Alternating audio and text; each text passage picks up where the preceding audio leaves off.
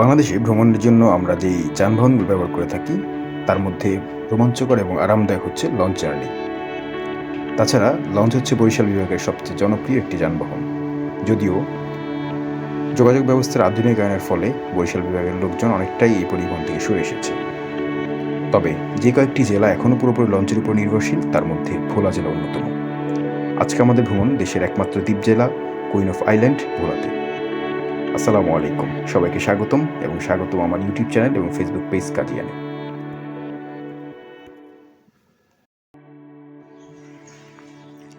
এখন বাজে হচ্ছে 5:30 আর আমাদের প্রথম লঞ্চ হচ্ছে 7টায়। তো প্রথম লঞ্চটা মিস করবো, এটা শিওর। দেখা যাক, কারণ 7টা থেকে লঞ্চ শুরু, রাত 11টা পর্যন্ত আছে। কোনটা ভাই, ইচ্ছা ছিল সকাল লঞ্চটায় ধরার জন্য। আল্লাহ ভরসা যেতে থাকি। যদিও রাস্তায় কোনো অটো বা রিক্সা কিচ্ছুই নেই, কারণ আজকে ঈদের দ্বিতীয় দিন, যার কারণে অটো আসতেছে মনে হয়।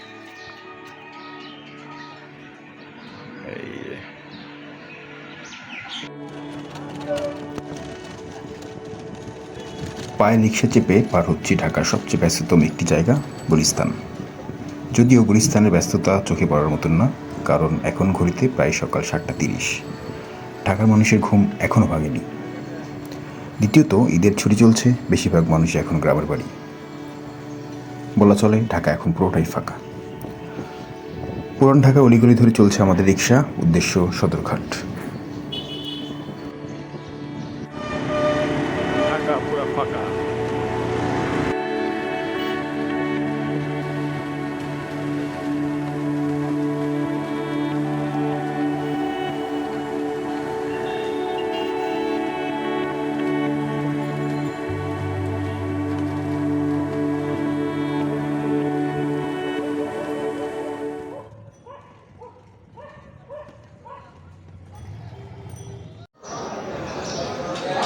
আছি এখন সদরঘাটে।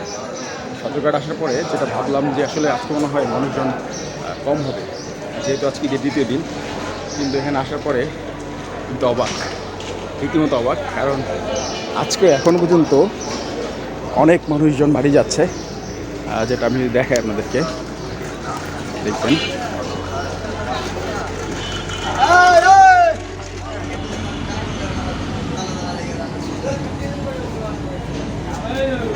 টিকিট দিয়ে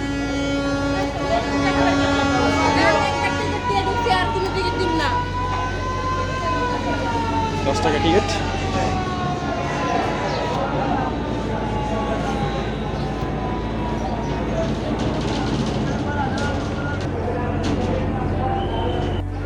আজকে আমার যাত্রা এই কর্ণফুলী 14তে।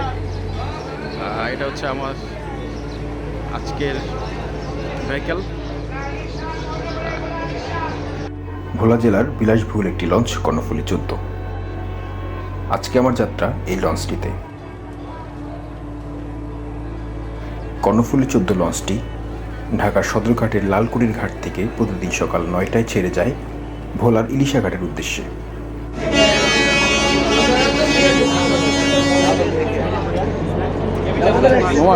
টিকিট কোনটা কত? টিকিট কে দিয়ে কাটে? টিকিট কে দিয়ে কাটে?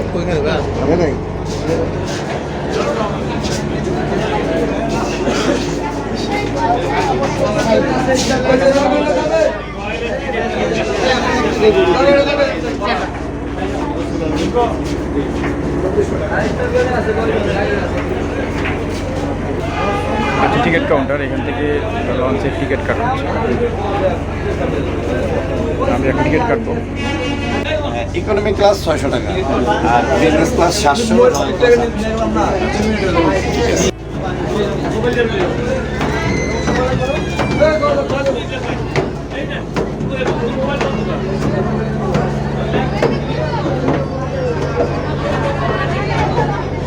ভাবছিলাম আজকে লোকজন কম যাবে।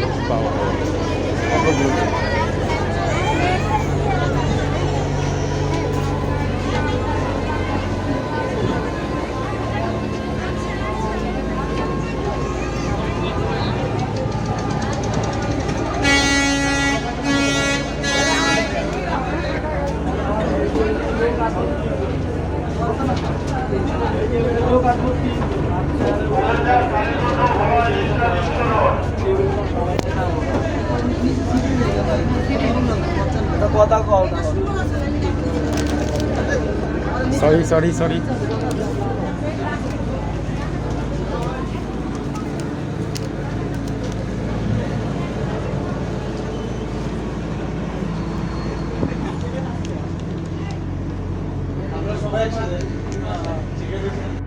এটা হচ্ছে রয় ক্লাসের টিকিট, ভাড়া 800 টাকা, আমাকে 100 টাকা ডিসকাউন্ট দিছে, দারুণ। এই প্রথম ডিসকাউন্ট পাইলাম কোথাও। ক্লাসের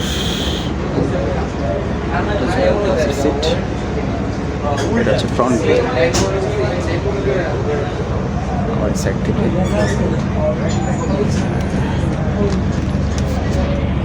সম্মানিত সকল রথমাদের কাছে আকর্ষণ করছে আমাদের লঞ্চটি সকাল 9টায় ঢাকা নদীবন্দর ত্যাগ করে ভোলার বিশ্বা পুরানা কালীগঞ্জের উদ্দেশ্যে ছেড়ে যাবে। যাত্রা হতে যারা আমাদের সাথে যাচ্ছেন না অনুভূতি তথা দ্রুত লঞ্চ থেকে নেমে যাবে। সম্মানিত সকল রথমাদের কাছে আকর্ষণ করছে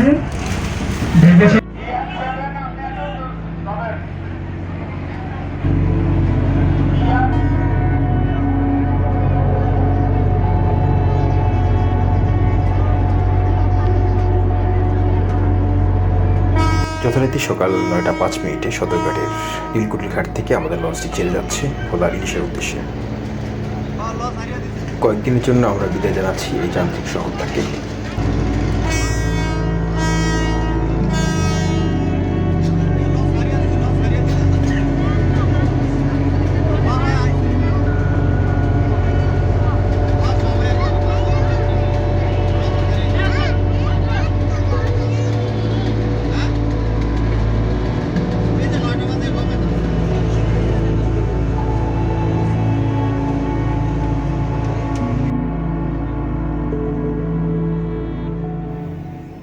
ঢাকা থেকে ভোলার দূরত্ব 195 কিলোমিটার, যেতে সময় লাগে প্রায় 5 থেকে 6 ঘন্টা। সকাল 7টা থেকে রাত্র 11টা পর্যন্ত বেশ কয়েকটি লঞ্চ সদরঘাট থেকে ভোলার উদ্দেশ্যে ছেড়ে যায়। তাই ঢাকা ভোলার যোগাযোগ ব্যবস্থাটা অনেকটাই সহজ। গত 4-5 বছর আগেও এই জেলার যোগাযোগ ব্যবস্থাটা এত সহজ ছিল না। তখন প্রতিদিন সন্ধ্যায় 2 থেকে 3টি লঞ্চ ছেড়ে যেত ভোলার খেয়াঘাটের উদ্দেশ্যে, এবং এই 2টি লঞ্চই ছিল ভোলার একমাত্র যোগাযোগ। অন্যথায় আপনাকে ঘুরে যেতে হতো সেই লক্ষ্মীপুর অথবা বরিশাল হয়ে।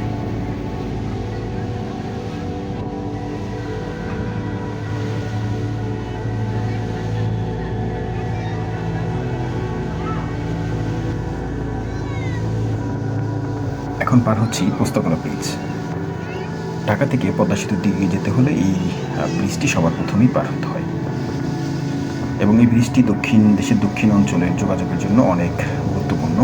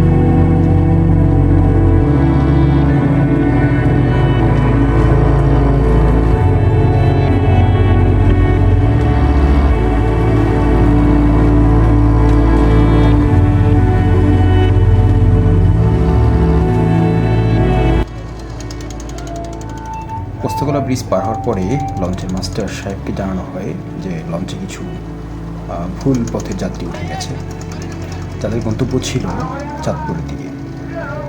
তাই লঞ্চ কর্তৃপক্ষ তাদেরকে নামিয়ে দেওয়ার ব্যবস্থা করছে।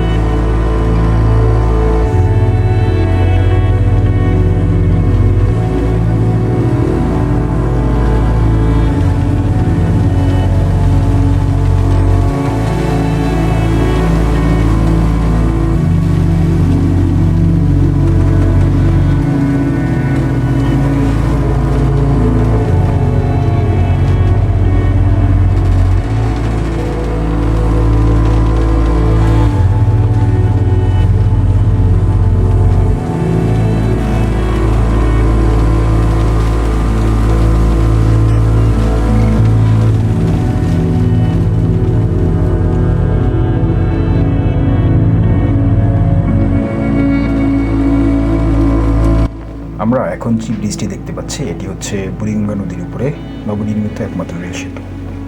এই রেল সেতু ব্যবহার করেই দেশের দক্ষিণ অঞ্চলের ট্রেনগুলো পদ্মা সেতুর দিকে যায়।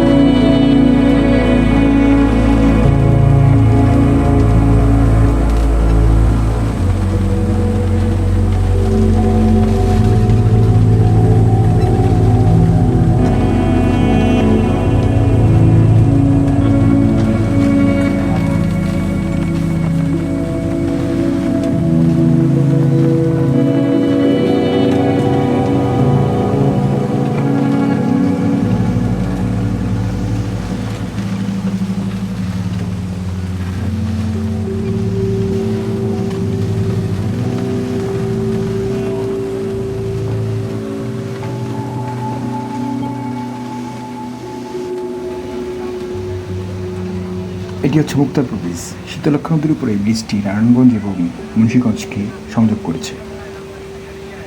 ঢাকা থেকে পদ্মা সেতু যাওয়ার আরেকটি পথ হচ্ছে এই মুক্তারপুর ব্রিজ।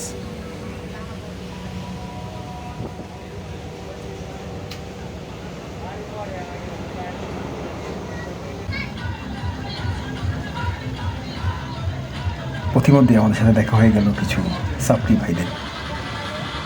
তারা শীতলক্ষ্যা নদীর সাথে ঈদ আনন্দ ভাগাভাগি করছে এবং আমাদের মতো লঞ্চ যাত্রীদেরকে এন্টারটেনমেন্ট করছে।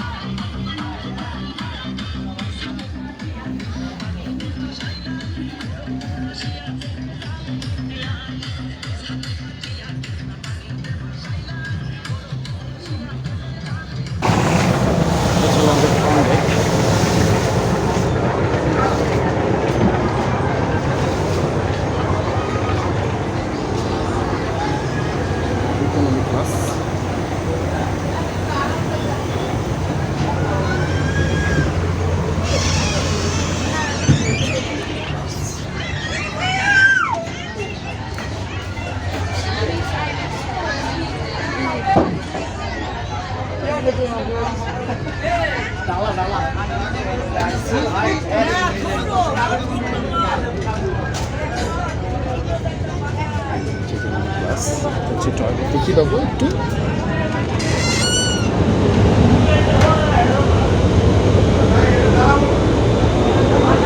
Business class.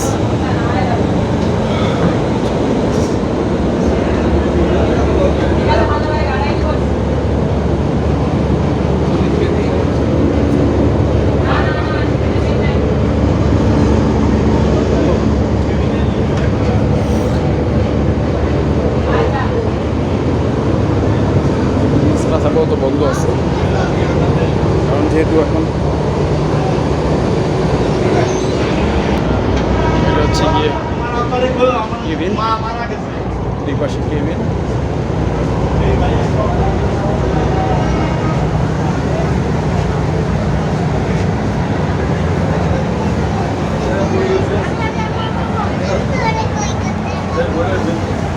এটা হচ্ছে লঞ্চের ক্যান্টিন।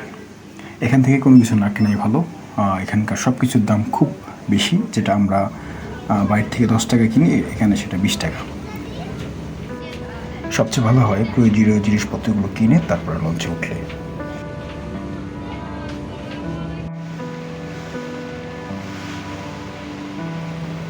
প্রায় 3 ঘন্টা লঞ্চ চলার পর আমরা এখন চাঁদপুরে।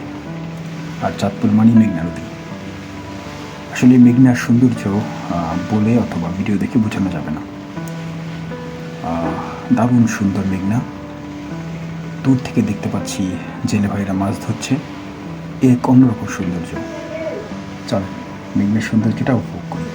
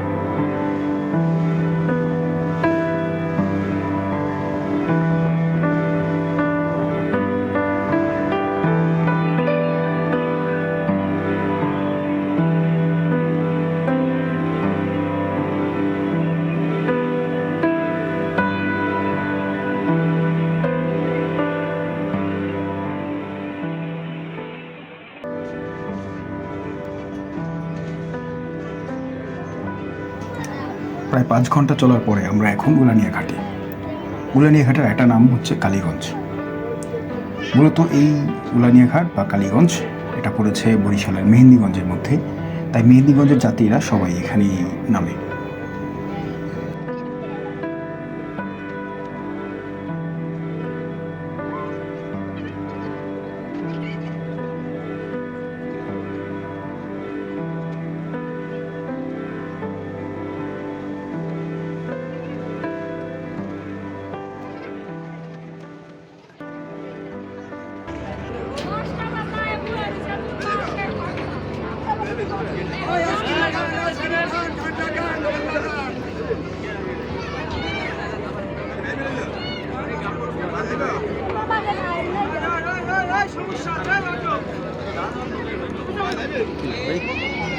দেখতেছি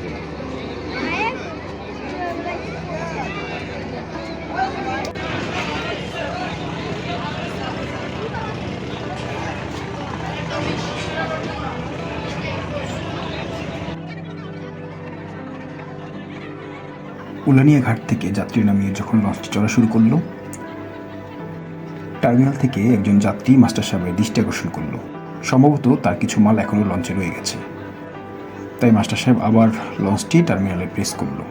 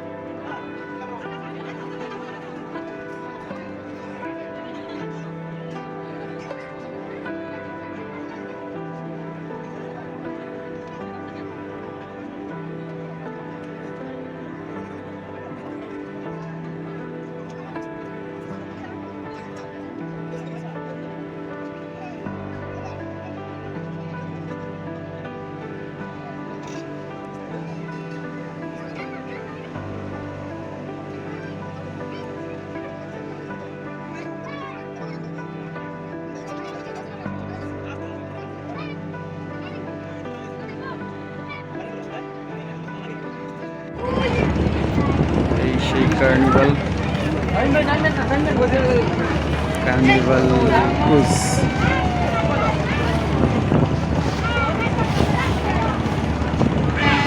এটা হচ্ছে গিয়ে আপনার ইলিশা ফেরিঘাট। এখান থেকে এই যে গাড়িগুলো দেখছেন ট্রাক, ওই যে এখান থেকে গাড়ি পারাপাড়া করে লক্ষ্মীপুর এবং ঢাকার উদ্দেশ্যে। এই লঞ্চটা ঢাকা যায়, এটার মধ্যে গাড়ি এটা রোডো ভ্যাসেল, গাড়ি নিয়ে যায়, এটা ঢাকা যায়। আর এখান থেকে ফেরি যায় হচ্ছে ঠিক অপোজিটে হচ্ছে আপনার লক্ষ্মীপুর যায়। আর এটা হচ্ছে গিয়ে ইলিশা লঞ্চ ঘাট। এখন আমাদের লঞ্চ ঘাটে প্লেস করবে। দেখতে পাচ্ছি অলরেডি গ্রিন লাইন এবং ক্রিস্টাল ক্রুজ দুটা লঞ্চ ঘাটে আছে।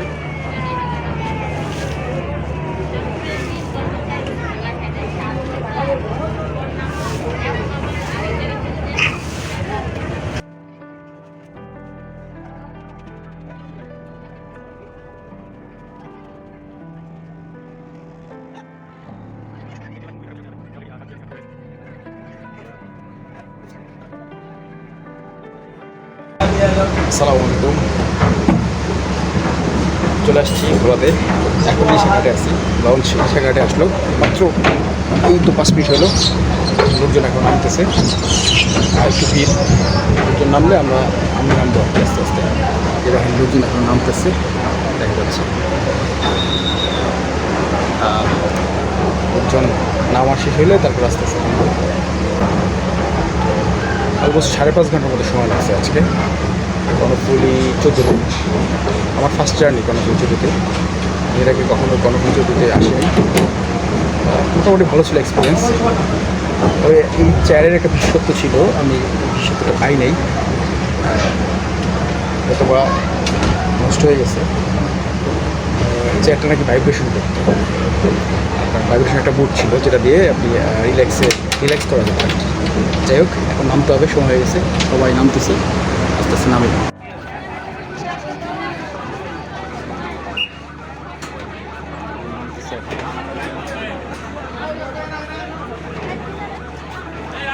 আর নেভি রিক্সাঘাট এই যে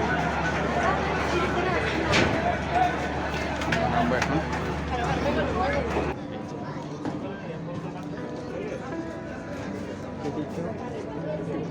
সাইড দিয়ে না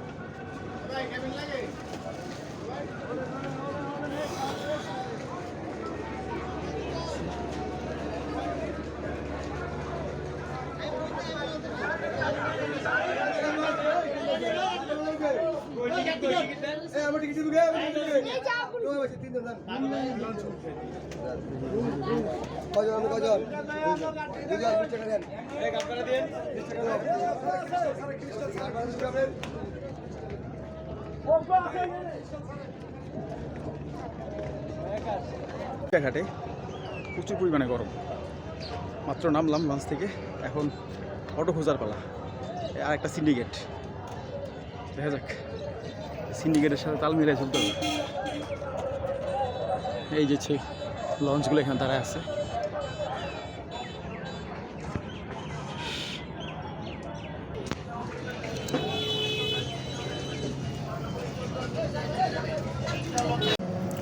আলহামদুলিল্লাহ, অবশেষে অটো পেয়ে গেলাম।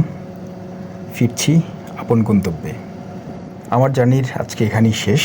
সবাই ভালো থাকবেন। তবে যে কথাটি বলা হয়নি সেটা হচ্ছে ভোলার মাটি আমার রক্তে। তার মানে ভোলা হচ্ছে আমার জন্মভূমি। আমি এখানেই জন্মেছি, এই মাটিতে জন্মেছি। তাই এই মাটির প্রতি আমার অন্যরকম টান এবং ভালোবাসা। আমি যখনই এই মাটিতে পা দিই তখনই আমি অন্যরকম অনুভূতি অনুভব করি।